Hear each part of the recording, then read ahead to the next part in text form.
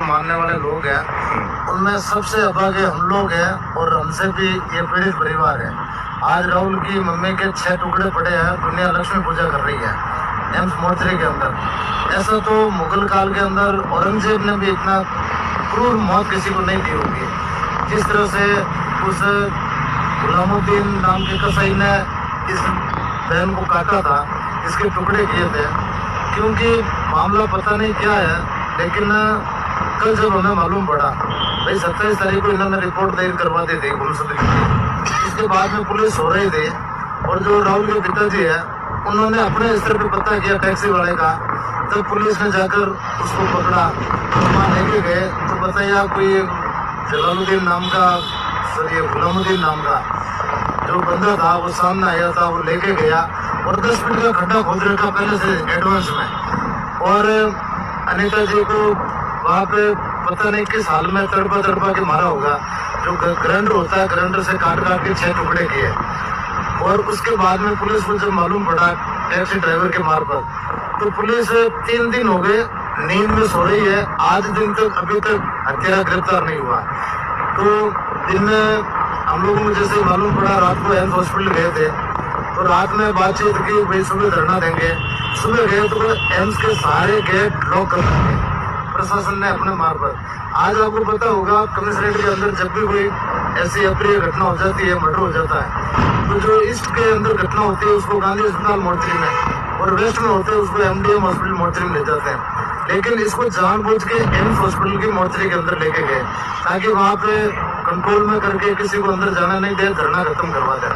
हम लोग बड़ी मुश्किल से लड़ झगड़ के घाटों से अंदर गए तो ये पीड़ित परिजन राहुल है, इनके पापा थे, और वो शारदा जी जो महिला विंग की है, उनमें 2-3 महिलाएं थी। हम लोगों ने कहा तो पुलिस इनके ऊपर दबाव बना रही, बोले साइन करो, बॉडी लेके जाओ। क्यों? उनको कोई दूसरी बात ही नहीं करनी है, एफआईआर तक दर्ज नहीं हुई थी। तो फिर हम लोगों ने कहा आप यहाँ धरना देना नहीं दे रहे हो, तो हम यहाँ पे आए, तब समाज के लोगों के साथ मिलकर बात करेंगे, सभी समाज के लोगों से बात करेंगे। ये आए, फिर बाद में पुलिस पीछे आई, बोले रिपोर्ट दे दो। तो रिपोर्ट से पहले आप पीएम क्यों करवा रहे थे?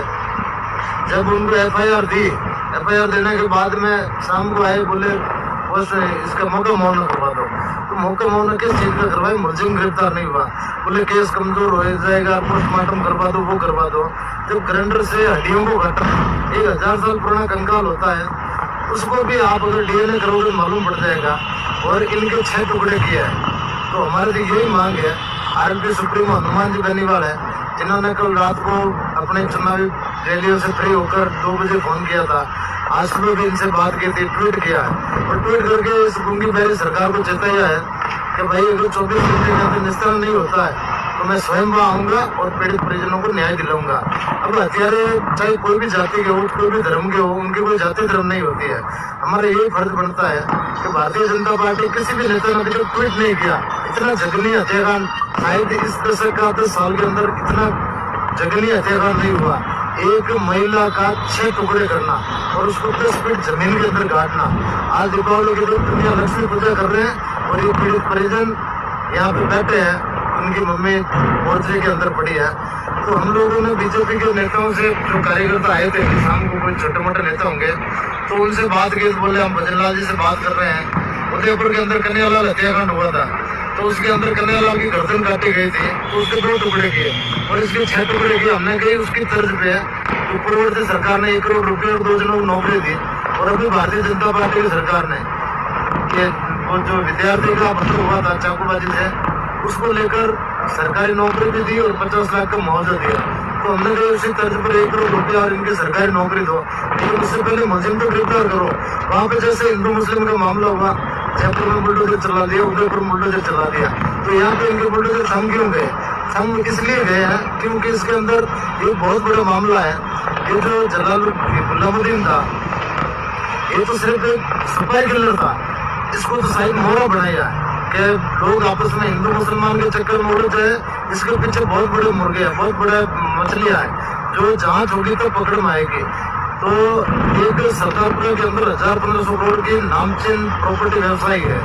उस व्यवसायी ने डीपीएस के पास में एक कॉलोनी भी काटी थी, वो अपने बेटे के नाम से, और उसने कुछ अवैध रूप से महिलाओं को भी रख रखा है, मकान बनाने में है। तो उस आदमी ने ये राहुल को इनकी मम्मी ने कहा था कि अपने पास कुछ पैसे भी आने वाले, मतलब कोई जमीन का सौदा होगा, उसको लेकर इनका मर्डर करवा दिया गया।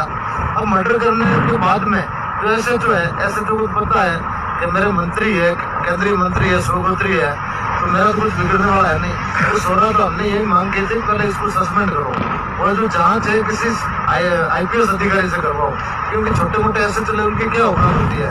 हम लोग यहाँ धरने पर बैठे हैं, कल तक अगर ये मांगे मान लेते हैं तब तो ठीक है, नहीं तो हनुमान जी आएंगे और इस आंदोलन को, आज नया दिन है तो भी हम लोग बैठे तो हैं, लोग तो घरों के अंदर खुशियां मना रहे हैं, लक्ष्मी पूजा कर रहे हैं। और यहाँ पे एक लक्ष्मी जो आज इनके घर में अगर इनकी माता जी जिंदे होती तो वो भी पूजा करती, वो खुद एक लक्ष्मी थी, उस लक्ष्मी के हाथ टुकड़े पड़े हैं।